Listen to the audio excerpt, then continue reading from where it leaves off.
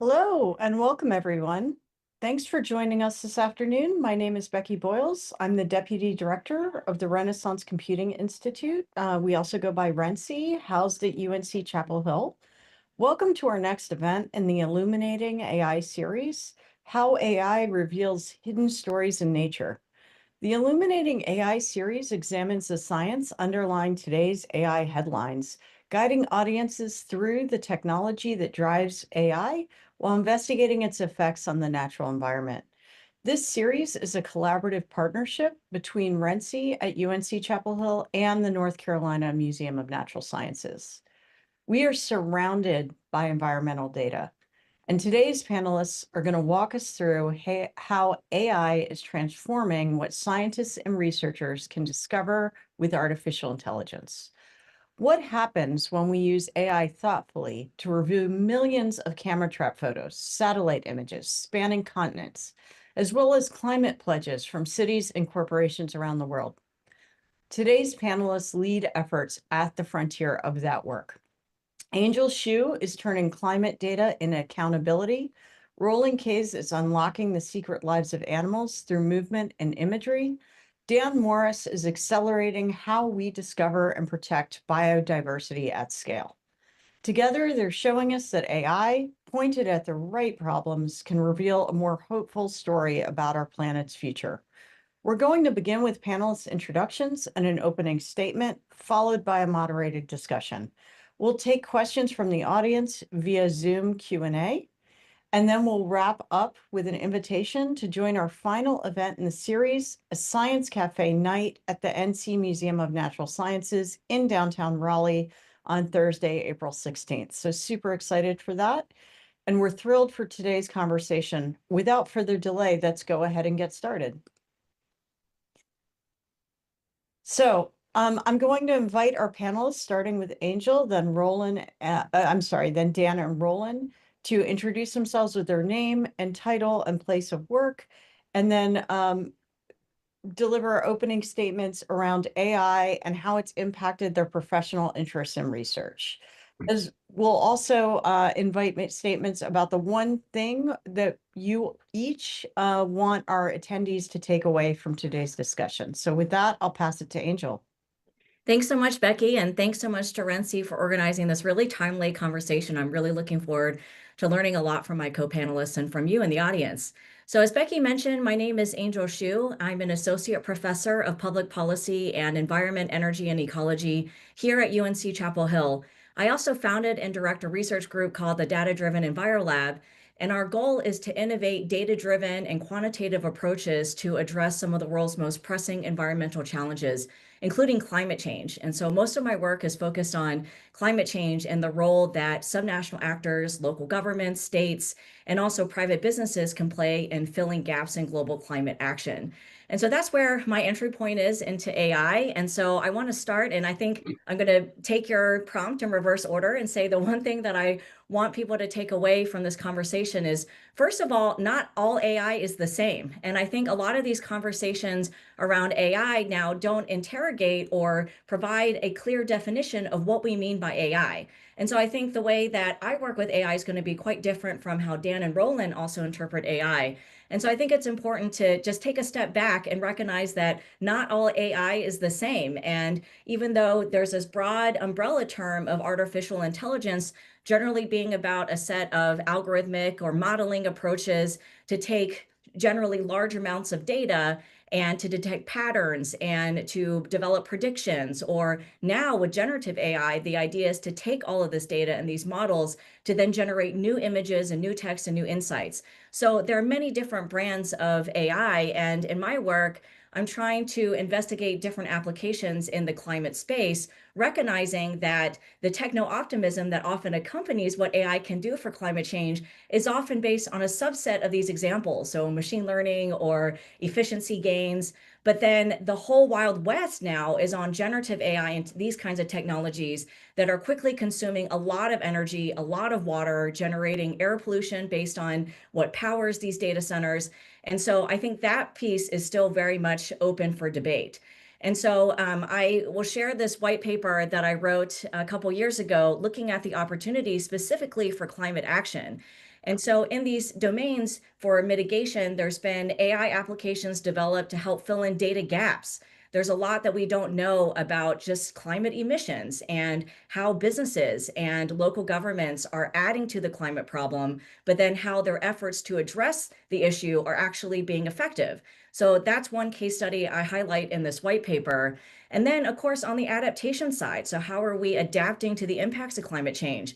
AI is developing new risk models and helping to better predict where a wildfire is going to spread and how flooding might affect a coastal area or an urban area for that matter.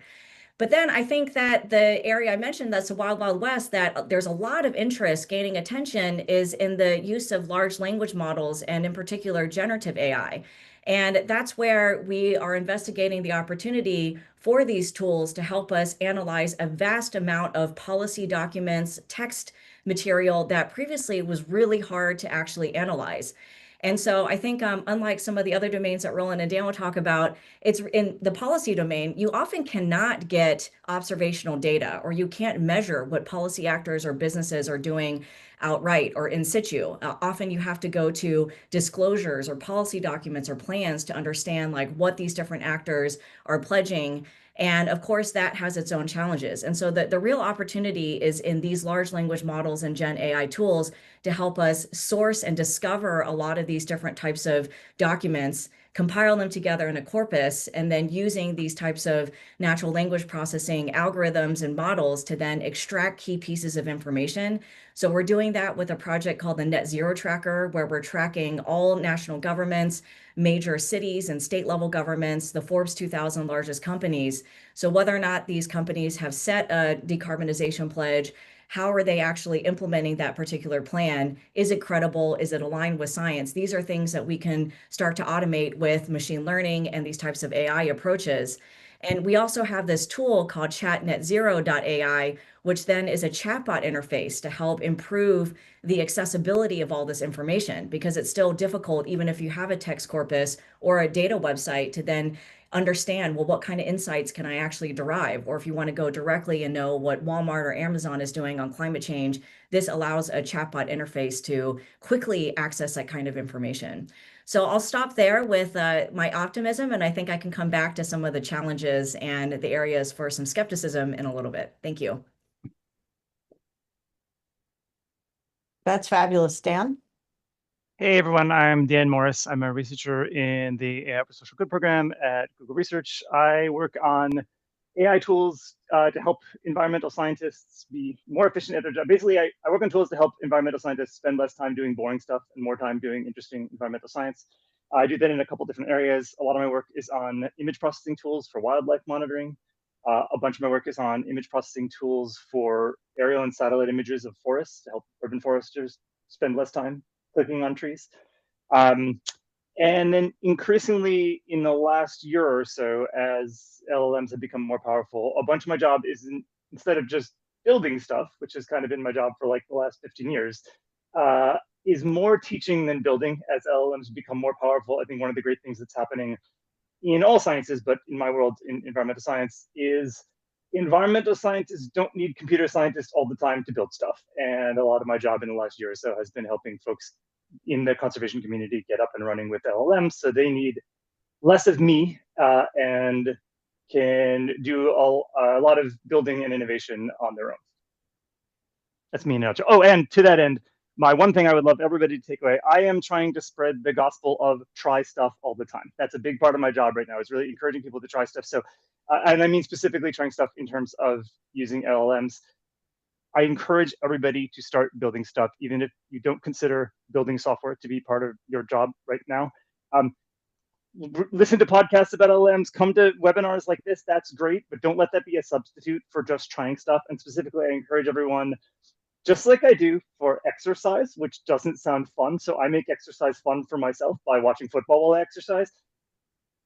Find ways to make building stuff fun, and my biggest tip for doing that is get together with friends, colleagues, families, whatever, anyone else who is at the same place in their AI journey as you are, and build stuff together.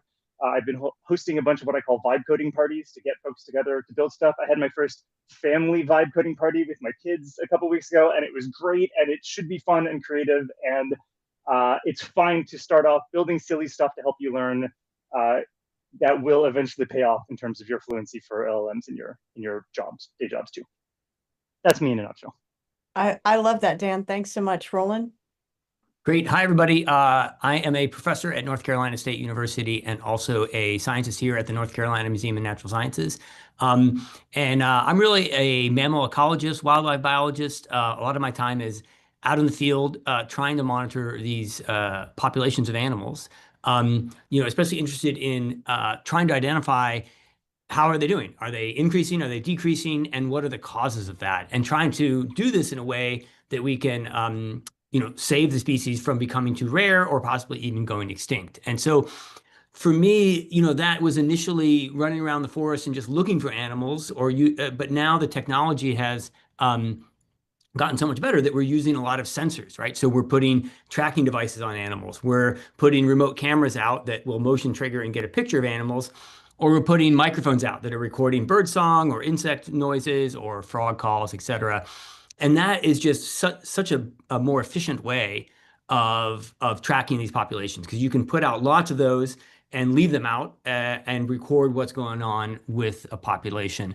But the problem is, then you get, a giant memory card full of pictures of all these animals, or hours and hours of recording, or millions and millions of GPS points where these animals are moving around. And so that's where we like, hey, Dan, please help us, right? And so Dan and his colleagues have really helped us, and I'm now following his lead and starting to build some stuff as well. And we have some students from NC State working in the lab here at the museum on this as well. And so it's things like, what's the species in the picture? Is the most obvious thing, right? So that we don't need to go look through all these pictures to identify these species. But there's lots of other things as well. And so also kind of touching on what Angel said is we're sure, I use LLM sometimes, but most of what we're using are computer vision algorithms that are running on a computer here in our lab that we're training. And so we can get a long ways that way as well. And so just that when you hear AI, there's not one AI. There's hundreds, thousands of different types. And so the stuff that we're mostly focused on is sort of the computer vision, mostly because we have images, or trying to figure out how the heck do we analyze animal tracking data, which is kind of another challenge. That's great. Thank you all for those introductions and statements. Let's maybe kick off the panel by just hearing a bit about a discovery moment that AI made possible for you. And I'm using AI in the broad sense of the word, not necessarily referring to LLMs here, but AI and all the suite of methods that go under that umbrella. Something you saw in your data or in the field, or discovery that you don't think you would have necessarily made in that way without artificial intelligence is a tool. I'll go ahead, Dan, and ask you to take the lead on that one, if you don't mind. Sure, I'll be a little outlier here because I'm not the scientist here. I help scientists, so discovery means a little something different to me than I think it will to Roland and Angel. So for me, what gets me excited is not necessarily discovering something, but I get to work with a lot of scientists who, exactly as Roland was describing, somehow you put out a bunch of cameras, and then you put out a bunch more cameras, and one day you wake up and you have 15 million camera trap images, and you think they are going to live on a grad student's hard drive forever and never get looked at. And these are scenarios that come up, I see all the time. So my favorite discovery moments, and this is all still pre-LLM, using the same kind of computer vision models that Roland was describing, are when an ecologist reaches out to me and says, I got 15 million images. We ended up with less funding to review them than we thought we would. I think these are never going to get looked at, and that's really sad. Can you help me? And I can help them. And those are great times. And we've gone through that with a couple of different organizations, especially with images, but also for acoustics and increasingly for drone images also. My favorite moments are when I can help rescue ecologists from their seemingly hopeless data deluge, and that's become a pretty common victory. And then they can go on to make exciting discoveries, and that's actually a great time maybe for me to pass to Roland, because like Roland's the kind of person who now can make those discoveries with data that AI can help him dig out from under. Yeah, sure. I'm happy to go next. And for me, it's been all the other things, realizing that there's all these other things that AI can pull out of these archives of camera. I just focus on camera trap images for now because that's mostly what I'm working with. We've been going after species identification for a long time, which is obviously important, right? We have to know what the species is. So everyone's been kind of focused on that. And I was like, yeah, okay, it's getting pretty good. It's going to save us some time. And so great. But it turns out there's so much more that we can do beyond that. And I find this, so in the museum world, right? I'm at a museum, we collect specimens. And so here at the museum, we have a big collection of mammals and birds, skeletons and frozen tissue and all these things. And there's an analogy, in sort of the 90s or early 2000s, we started realizing that we could get DNA out of these specimens. And there was this whole new world of discovery that we could make from these big collections we had, all these new questions that we could ask. And I feel like this computer vision with camera trap photos is kind of the same thing, that we have this giant repository of pictures that we've been collecting for all these years. And all we've noted is, oh, there's this species there, right? And now we're finding, oh, we can get other things out of it. Well, what about like the age of the animal? Are they baby? Are they young or are they adults? And then all of a sudden you have something about the reproduction of a population, right? The next generation, which is a total another level of information. Stuff like body condition. Do they have mange? Are they skinny? Are they fat? Those are things that you can train an algorithm to get out of. And then the one that really blew my mind was that you can actually, from a computer, using computer vision, you can figure out where the animal is in the picture.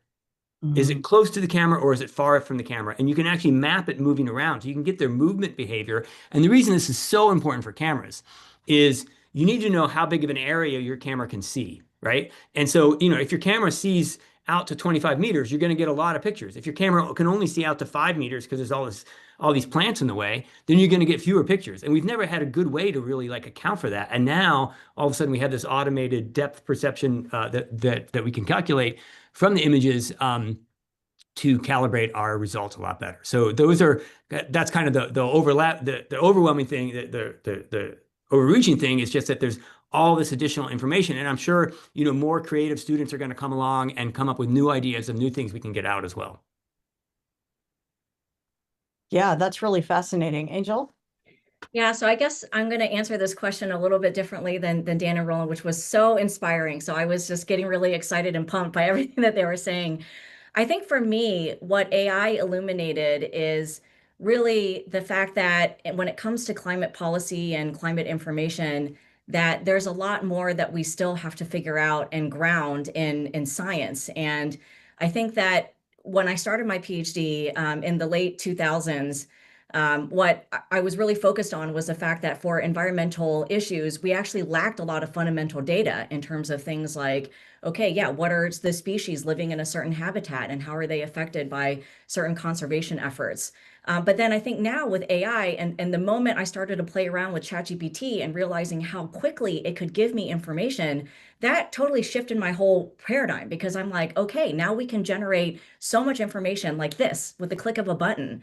And to me, that was really an aha moment because then the questions now have to change, where it's no longer like, how can we fill in all of these information gaps? Where can we get data on X, Y, and Z thing? How can we analyze all of the existing data that's out there? But really, how can we actually, I guess, sharpen our magnifying lens and our tools to ask, okay, well, what information is credible? What is hallucinated? Because a lot of these generative AI tools have a high propensity to come up with very convincing but false information. So how do we actually benchmark and determine what's accurate and what's not accurate? And then I think what we also have realized in testing and doing a lot of experiments with these models is, well, how are people going to actually perceive and interact with the information that they now get in this new AI paradigm? So for me, it was kind of like not look at all the possibilities, but like, oh no, now the genie's out of the bottle. And obviously we can't put it back in, but then how can we manage that genie so it doesn't go completely crazy and start to lead to misinformation and disinformation? And so that's what one of these projects that I recently have started, the Center for Climate Leadership and AI-Driven Integrity and Mitigation. It's a really long acronym because National Science Foundation likes these long acronyms, but it's CLAIM because it's really at this intersection of AI and the potential for AI to really accelerate climate action and environmental action in a lot of these areas. But then at the same time, we need to have interrogation. We need to be able to open up the black box of AI to really understand what it's doing and to also understand the implications on society. So not just as a tool to help us do a lot of things, but also to understand what those impacts in our daily lives and on the science that we're doing or the decisions we're making when it comes to climate change or conservation, really understanding that two-way effect. No, that's great. Thank you for that. Just shifting gears a little bit, and I'm seeing questions coming in from the audience, so we'll get to those in a few minutes. Thank you guys so much for that and contributing those. But shifting gears a tiny bit, I'd love to hear from Roland. As a research professor at NC State and head of a biodiversity lab at a museum, you're kind of uniquely positioned to talk to us a bit about barriers to AI adoption in conservation, biology, and environmental science. So wondering what your experience has been. Yeah, well, the problem has been not enough Dan Morris's. That it's we come with all these images, and I didn't have training in computer vision. I didn't have I'm not a very good computer coder, and so we need collaborators, right? Well, at least we used to. As Dan was saying, now we almost it's becoming more mainstream that we can start to do it ourselves. And so I think in some cases, right? So now on the computer vision side. It really, a lot of these processes are well known. They're well documented by papers. They're well documented by code that are available, which means the chatbots know about it, right? And so you can have a conversation with a chatbot, and you can make these algorithms now without necessarily knowing the details of how the code works, as long as you know some of the principles. And so I think it's important that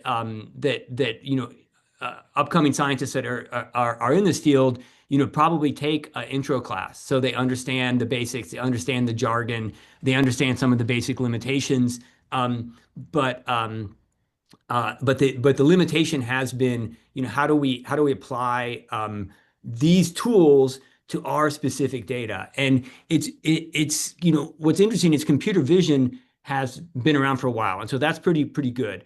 And there's kind of a fun story in acoustics, right? Because acoustics are recording the sounds, and you get the sound wave. And people tried for years, like, how do we identify these bats or these birds in these recordings? And they would get like, what's the amplitude? What's the frequencies? What's the high? They would get all these statistics about, and they would try to do AI on the statistics about the sound, and it didn't work. And they're always like, oh, 2 years we'll figure it out. Oh, give us another 2 years to figure it out.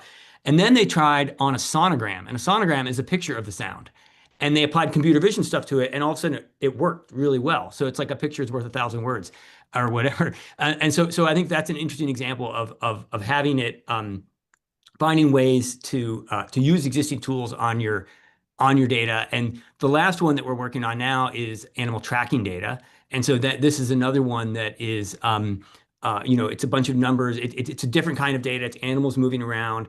One of the possibilities is making maps.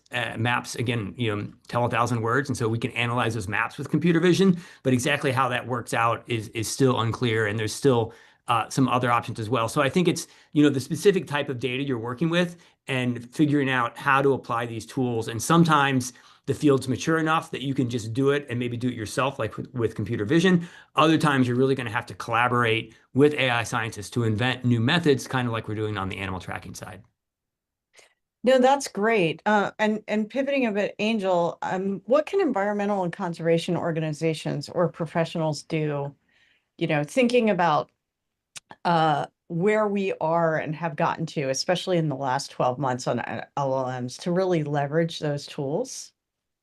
Yeah, I'm going to take a beat from Dan here. And I think just really playing around with the technology and really stress testing it, and not just one model or one tool. I think being able to work across a range of the tools. So using Gemini and GPD and Claude and all the other, maybe some smaller large language models or some open source models like Llama or whatever. I think being able to really stress test and understand what are some trade-offs and advantages of some tools and what are some disadvantages of some. I think really being able to understand these tools by just playing around with them and interrogating them, trying to actually red team them and try to trip them up. And so often, like in our own Chat Net Zero tool, for example, we realized very early on that people might be asking it to make qualifiers about what is a solid climate policy or what does a strong or credible net zero policy look like. And an LLM will not tell you no. I mean, it will not answer your question. So it will do its best to come up with an answer. But then we quickly realize, well, do we actually want these tools to be making these kinds of subjective and normative statements about what companies or what governments should be doing on the issue? So I think knowing where these potential weak points are really, really important to understand where these tools can potentially go wrong. So I would say that that's the number one thing. Just get familiar with them, really stress test them in your particular domain, because you're the expert. You're going to know what is a good and robust sounding response versus what's something that's lacking or not a lot of detail or is just frankly made up. And I mean, being in an academic setting, I feel like now I have a lot of experience understanding where AI can really go awry because my students are using it 100% of the time. And so I can read their term paper or their assignment and know exactly where they've used AI and they haven't gone to interrogate and check it. And so I think we're going to be seeing more and more of this in society. I think my second recommendation would be to take a look at your current workflow and within your organization, how you are accomplishing certain tasks or what the work looks like, whether it's data collection, or maybe it's a brainstorming exercise, maybe it's analysis or writing, and to try to understand like where are areas where AI could potentially help. And because I think it's important to also understand that AI is not going to be a silver bullet and catch all for everything, and nor should it be. As I mentioned earlier in my introductory remarks, there are real energy and water costs associated with AI usage. And so just as an example, to train GPT-4, it was something like 50 gigawatts of energy and electricity. And that may not seem like a huge amount in the grand scheme of things, but then thinking about the everyday inference or the prompting behavior as people interact with these tools, that can really quickly add up. And what we have found in our research is that depending on the different design choices that you make when you customize these tools or you use them for your workflows, that can have a huge range of energy consumption just depending on how you interact and actually design the custom tools that you then develop to then accomplish a particular task within your organization. So I think all of these questions are really relevant to start asking before you embark on the journey to determine, okay, well, how can I use these tools to better improve my workflow? Because I don't think it's like necessarily a given and it should be interrogated for sure. It's a great point, Angela, and maybe a great segue to a question we got from our audience. I'll tee up for Dan. Just how do people without an AI background get started in AI? What's your recommendation? I know you sort of said just exposure and go out and play, but maybe say a few words around how you think it's best for people to get started. Sure. The good news, there's never been a better time to try stuff with AI because as Roland was saying, 5 years ago, it was hard. You did need a computer science degree or a computer science friend, and I think that's no longer the case. But I don't want to make it seem too easy either. It is work and practice like any other skill, and I'd say a couple good ways to practice and get started. First, even if your goal is you want to build something with AI, I would set one shorter term goal, and that is one plateau I see for a lot of people, not just in conservation, although that's the community I mostly work with. People use AI through a chat interface, any of them, have often very good experiences, and a lot of people plateau there at the chat interface. They might even be like writing a little analysis code by talking to the chat interface and copying it out of the chat interface and pasting it somewhere else. All fine. Those are really useful tools. The world is your oyster. I call that chat box jail when you're like, you're sort of like in this world of and in that chat interface, it can't do stuff. It can't access your data. It can't run stuff on your machine. When you can get out of doing stuff in the chat interface, all of a sudden you'll feel like you have this superpower. And so before you get to the AI project you want to build, I'd say my first goal that I recommend for most people getting started is to do anything that isn't just asking questions in the chat interface. And there's maybe outside the scope of this call to talk about all the different ways you can do that, but there are online vibe coding platforms to build tools. There are local desktop versions of most of the major LLMs now that allow you to like run stuff and, oh, here's a spreadsheet in this folder over here. I want you to go analyze that on my computer. And we can start building that habit of just getting outside the chat interface. Suddenly you feel like you have the superpower because you can run stuff on your computer and access your data. And then now when you're kind of used to that, now is a great time to say, okay, what's the AI project I want to build? Like, unfortunately, I know this is a cop-out, but this is often the right answer now. Now, once you're in that mode, the right answer is ask AI. Just once you have that superpower of you're building stuff and you can show it your data and show it your stuff and have it run stuff on your computer, now you can say, well, I want to use AI to analyze this pile of text I have over here in a folder or on my Google Drive or whatever, and just start out. Now that you're outside, now that you've broken out of chat box jail, now you can start asking AI, here's the tools I'm using, how can I get started on that project? And then, of course, as I said earlier, also, some of this is fun for some people. Some of this is just a super boring step along the way to the things that you really want to do. And to get over that gap, just like any other skill in life, if you're learning guitar, it's more fun to learn guitar with friends. I swear it is more fun to learn AI with friends too. So try to find a way to get together with other colleagues who are maybe at a similar place in their AI lifecycle, and just practice together. Share and trade best practices. And even if you just like kind of sit quietly on a call with each other and tell each other when stuff works and doesn't, I think that can help people push through that inertia of just trying stuff. Dan, can you give one example of something you built that's not related to? Oh yeah, I got all kinds of examples. Maybe one you built with your kids or something? Yeah, sure. I'll put a link in the chat. So my kids, me and my wife both work for Google. You'd think that our kids would be like super high tech and coding all the time. That is not the case. Our kids are teenagers who have like basically never written code, but we're like, maybe this is a skill they should practice too. So we got together as a family last week and had our first little vibe coding party. My daughter, she's 15 now, she built an app to help her plan interesting runs. She's on the cross country team. She wants to plan interesting runs. The interesting thing is, to me, when I looked at the app she made, which I'll put a link to in the chat in a second, you can go use it to plan your runs now. To me, like, I've been coding for 30 years, and a year ago, that app that my high school daughter made in an hour would have taken me like a month to build.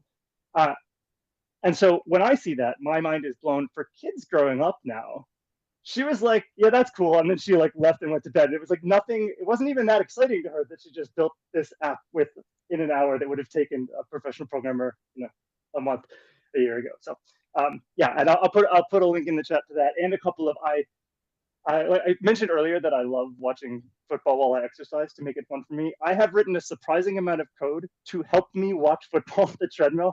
And I'll put some links in the chat to that stuff too. I honestly really do think that stuff is good practice. Building stuff makes you better at building other stuff. And so I'm better at building projects related to camera trap images because I've built silly stuff related to watching football.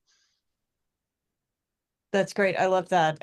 And just to pivot, I think, to more of a conservation career focus. Roland, I'm just wondering if, you've been embedded with Dan and others in this transformation. As you look forward, what do you think the next generation of conservation careers look like in this age of AI? Yeah, well, I think there's still, so a lot of what I do is field biology, right? And we still are going to be tromping down the trail to put out these sensors. And I think having that, so that field work is still going to be important. That's not something that AI is going to take away from us. And it's also, there's just a lot you learn about a place by going there that you can't learn from satellite. You can't learn from remote sensing. You can't learn from reading books. And so I think, when you're working on saving places and species, being out there in those places and seeing, either seeing the species or seeing the place that they're living, that helps you understand. It gives you another, sort of dimension of understanding. And so I think that's still super important. But I think being able to combine that with the coding, with the knowledge, and just with the efficiency that AI can give you, right? About like, if you want to learn like how to set camera traps, like you can have a conversation with AI about the different strategies and get pretty good results. And so and I think that's similar to what Angel was saying about just how the information is out there. And so you need to know how to access it, and you need to know how to be suspicious of it, right? And to realize that sometimes it gives you slop, and so to check and sort of find ways to verify as well. And so I think having that, and then having this sort of higher level understanding of statistics and of just the methods, right? That allow you to do the vibe coding, right? Because if you don't understand how any of these, animal tracking, just for example, like how, there's like 100 different software packages for analyzing animal tracking. I can now put those together using vibe coding pretty easily and analyze data. But I understand how they work because I understand the protocols and the methods at like a higher level. And so that makes it less likely that if the LLM messes something up, I'm more likely to catch it because I sort of understand. And so I guess that's the last part that I would say is like, learn how to check your results. And for me, it's a lot about visualization, about looking at the results, running something, looking at it. And a lot of times I can see the errors, right? I love a software package called Tableau Public. That's a free software package that I can dump data in and make maps and make graphs just super fast. I'm very efficient with it now because I've been using it, but it's a very easy one. There's probably other ones out there. And so that's my last recommendation is like, you're going to be if you're using these tools, learn how to check your results. And for me, a lot of that is visualization. No, that's great. And I love the emphasis. And I suspect this goes beyond conservation careers as well, that, there's no substitute for doing the data collection and for understanding the methods such that, you can use AI as a tool maybe appropriately. Angel, I do want to raise a question that we got from an audience member to you. I mean, something that I think is really important to call out about this panel, right, is you all work in conservation biology or in trying to, one way or another, protect and understand the natural world. And yet AI has a real environmental and energy cost. And when I say AI in this case, I'm largely talking about Gen AI that is really such a driver in the energy and environmental space. How do you think about that balance? Because I know you've done a lot of work to try and uncover what some of those drivers are. Yeah, that's a great question. And this is a question I'm wrestling with every day because, first of all, the big hyperscalers that have developed these models, they're not transparent at all about what the true environmental cost of using these tools, their Gen AI chatbots, really are. So I think that's one challenge. So coming from a public policy school, I'm going to say we need to demand, we need to be vocal, and also pressure these companies to be more transparent and responsible. And I will say that a lot of them do recognize that AI is a growing part of their overall energy and climate footprint. And so they're doing things like they're trying to procure more renewable electricity to power their data centers. When they're siting data centers, they're trying to look for opportunities to make sure that they can provide renewable and clean energy to power those data centers. And so I will say that a lot of the companies, I mean, they're all aware. I work really closely with these hyperscalers. I was just on a call with one of them this morning, Dan's employer, and basically, I mean, they're really thinking about it, and they're really working, and it wouldn't be a problem, right? We wouldn't be thinking about the energy and environmental costs if it was all powered by 100% clean and renewable energy. So I always tell my students who take my climate policy classes and who take my other public policy courses that's something that we all have the power to do, is to really advocate for more renewable energy, clean energy, because that wouldn't even be an issue. I think secondly, it's also really tricky because yeah, I mean, in order to vibe code and to really learn about these tools, you have to use them, right? And so, I mean, what some of my mentors and our board have shared with us, they said, Angel, you got to just keep doing what you're doing because there are a lot of other people out there that are not even thinking and asking these kinds of questions. So if you're trying to use it for good, maybe that absolves some of the negative environmental impacts, although I don't feel like that's a very satisfying answer. And so we have a couple of papers, one finishing the final touches on, but then another in collaboration with Vanderbilt University University, their private climate governance lab, where we're really trying to understand when you use these kinds of tools. Like, for example, Sam Altman, last year, he said, stop being polite to AI. So every time you say please and thank you to ChatGPT, it's costing us like millions of dollars. So I immediately thought, oh, does that mean that like also there's an energy cost associated with that? So we tested that question. And what we actually found is that it does not matter the input length. You can be as verbose and polite as you want when you're talking to these chatbots. But what really makes a difference is when you tell it to limit its response to, say, 250 words or less. So that actually can save a lot more energy than if you just let it kind of go wild and just produce a huge amount of text, which we have also found that the longer responses include more embellishment. So if you don't constrain, actually what these large language models have a tendency to do is to come up with a lot of really nice sounding language that is really hard to verify. So we call this an embellishment quotient in our research, and we've shown that GPT and Gemini have a high propensity to do that when you don't constrain it and you say, okay, respond in a lower word count.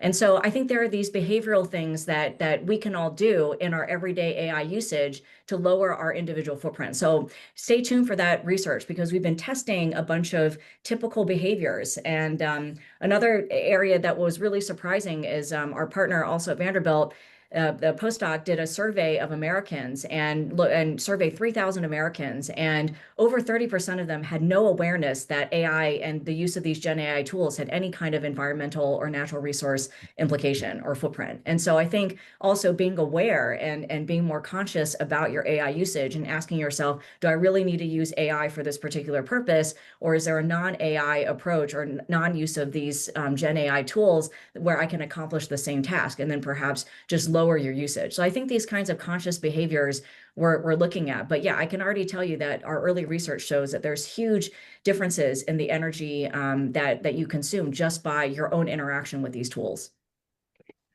I love that tip on constraining the output. That's such an easy thing to do for so many folks. So thank you for that. And I think the ongoing research you're doing, which is so important.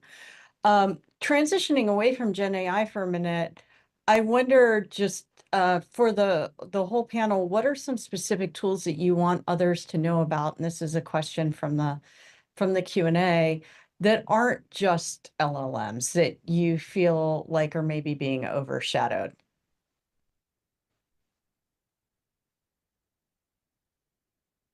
Dan, do you want to take a Sure. shot at Basically, we can sort of remind folks again how many of the tools that I build and that Roland and other conservation biologists use don't involve LLMs at all. And actually, maybe even more than that,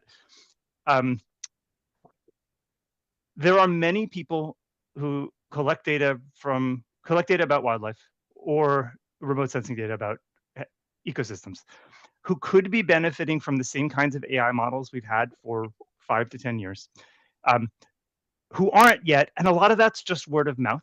And it is tempting to think that now we have LLMs, we're finished with all the pre-LLM stuff. Let's move on to this new LLM. Actually, we have a bunch more work to do just in terms of like socialization and getting the word out to get up to maximum adoption of the tools we had. Typically in my world and in Roland's, that's computer vision image processing tools. Before LLMs, the gap is largely social. It's like, I wish that everybody in the world who used camera traps or study wildlife with drones all descended into one chat room once a year, and we could spread the word and tell them all about these tools. That's just not how it works. And the field does people can't put out camera traps every day. So in a ecologist's career, there's only so many windows when you're going to be adopting new tools, and it just takes time to get the word out. So in my world, in the wildlife conservation world, I just like to keep reminding people about all the tools. I want people, as you can tell, I want people to be excited in trying stuff with LLMs too. I think there's huge opportunities there. But also, let's not forget, we're actually not done with all the stuff we've already built before there were LLMs in terms of just making ecologists and conservation biologists as efficient as they can be. So if you are an ecologist or you know any ecologists who are like, I sure am tired of looking through all this data, I wish there's something that could help me, ask LLMs for sure, but also email me, because maybe there's tools that we had before LLMs existed that can already help you. And I think we're really not that close to maximum adoption of those relatively quick, relatively simple tools. So we got to keep working on getting the word out. Angel, go ahead. Yeah, I would add to that. I would say, so when I was doing my PhD, I did a lot of work with remote sensing because I was trying to understand how satellite data could be better used in a policy context. And I remember the days of having to go onto the US National Geological Survey website and then request one tile, like one image from Landsat, like from one sensor. And then I would request it, I would go to lunch, and then I would come back and it would be posted on an FTP server for me to then download to my computer. Then I would open up in Envy or an ArcGIS software to then analyze. With tools now like Google Earth Engine, you don't need to do that. They literally have uploaded all of the public record of Landsat and MODIS and a lot of these satellite images, and they've made it super easy without an LLM. I mean, I'm sure there's some AI in the background, but I mean, really, this tool came out. I remember it being at the climate conference in 2010 in Cancun, and Rebecca Moore was there talking, and they were launching Google Earth Engine. And I was like, oh my God, this is blowing my mind. Because all of a sudden, you don't need to wait hours to get a single image. You could literally analyze the entire 50 years of Landsat data like this. And I mean, we now use it for literally all of our batch processing of satellite remote sensing data. And it really has unlocked just this huge trove of data. And it's not requiring the use of an LLM or any kind of Gen AI to use. So yeah, I think that would be like my number one tool if you're really interested in understanding how satellite data for a lot of conservation, environment, and even climate applications, it's been an incredibly powerful tool. And then I will add also to Roland's point about visualization tools. I teach a data science and public policy class, and yeah, absolutely, I agree that there's lots of visualization tools like Tableau, Visuality. For a while, they had a really nice like mapping platform where you could develop really incredible story maps. And ArcGIS story maps also has an ability where you can embed different GIS maps directly in a web interface and share that with different stakeholders and audiences. So we do that a lot for our different projects where we're trying to engage different stakeholders on our data and get feedback. And then there's lots of different, trying to think of like other, I mean, there's just so many tools. I would say Canva is also a really good one, although it has an AI component to it. It doesn't work great necessarily to always generate AI images, but it has made it really easy to visualize and share a lot of information and communicate a lot of your findings, which I think is a lot of the challenge. And you don't necessarily need AI for it. No, that's so great. And just historically, analysis of images has been so time consuming, right? So I think we now have tools that make that easier. Roland, another question from the audience, I think, as you handle so many of these images, was there something that surprised you that was a struggle for the AI to try and handle that and that you had to kind of find a workaround or solution for? Well, Dan might have a better answer than me because he's sort of he's been developing these models in a little bit more nitty-gritty process. But I'll say the thing that the more general principle that we found is just the more images you give it, the better the better it is. And I remember because I was actually kind of harassing Dan at some point because his model wasn't doing a good job at telling white-tailed deer from mule deer. And I was thinking maybe we need a special model for this because this is really, these are common species and they are tricky to tell apart. And they're one of the species where, if sometimes in these images, you might only see, a leg or something like that, and you can't tell them apart, right? You need to see their head because their ears are different, or you need to see their tail. But even then, it wasn't doing very well. And then they did a new training where they added a whole bunch of more images, and all of a sudden it worked. It worked really well. And so I think Dan may have some examples of some specific things that he had to go in there and code.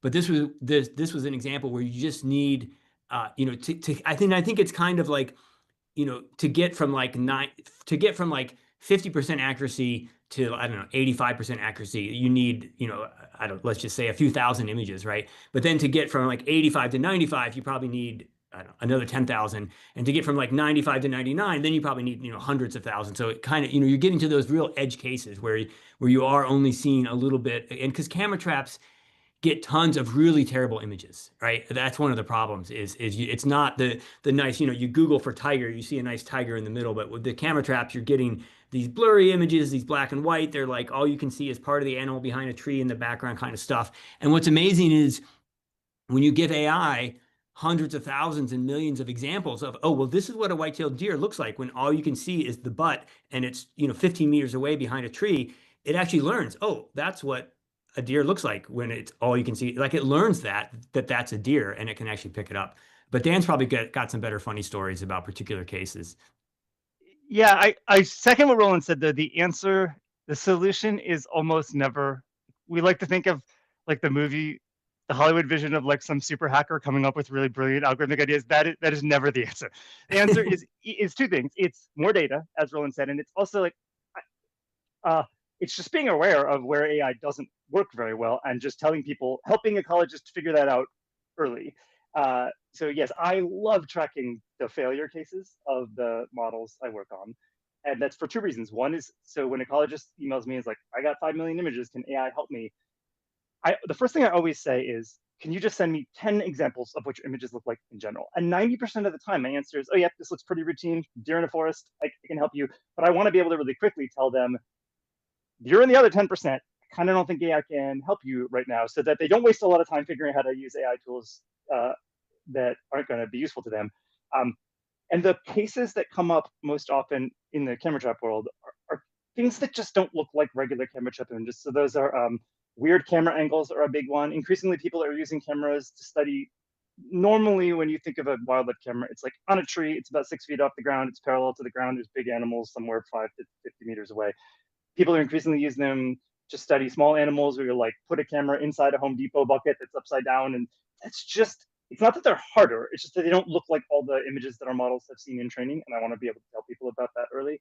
Another big thing that's come up a lot is reptiles are hard for camera trap models, not because they're hard to see. I mean, like giant reptiles are historically difficult for AI models because they don't trigger thermal triggered camera trap images very well. So people don't study them. And so we don't see a lot of them in training. And so AI is just a little bit worse than them. So I try to tell people about those cases. And then, as Roland said, the long-term solution to basically all of those problems, and a big part of my job, is just begging people for data, because in the end, that's the solution. The way to make it better is get lots of images from those small animal cameras and get more white-tailed and black-tailed deer and get more reptiles, and just keep an eye out for like what the frontier is. So I'm never begging people for more images right now of like regular elk standing right in front of a regular camera, because we're kind of good at that. I am trying to track all of those edge cases. And I'm never thinking, what clever algorithmic trick can I play to make this better? It's always, who is going to have 1 million images that look like this that we can incorporate into training? Dan, that's such a good segue to another audience question that was asked. And that's, scientists historically hold their data close to their chest until, peer review publication, whenever.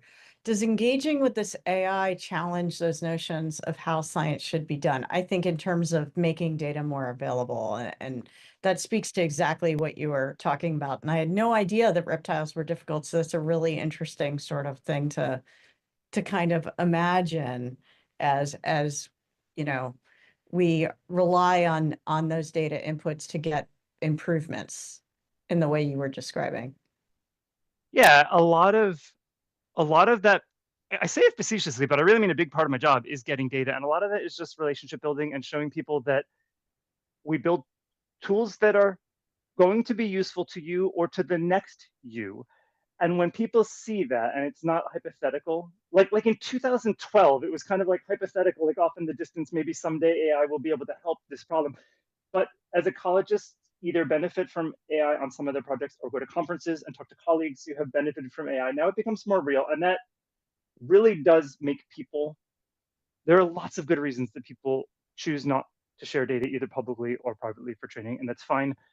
As people see that there's a benefit to them or to their next student or to the next version of them, people become much more willing to share data. So by and large, in the last few years, that hasn't been a major issue. The major issue is having the data in the first place. Like for reptiles are a good example. It's like there aren't 2 billion images of reptiles secretly hiding somewhere that somebody has already identified. It's just people haven't historically done that with camera traps. So that's the bigger problem right now. Overall, in the last couple of years, people have seen the benefits of AI, and that people understand that that doesn't happen if training data isn't available, and actually willingness to share data has not been a major issue in the last couple of years.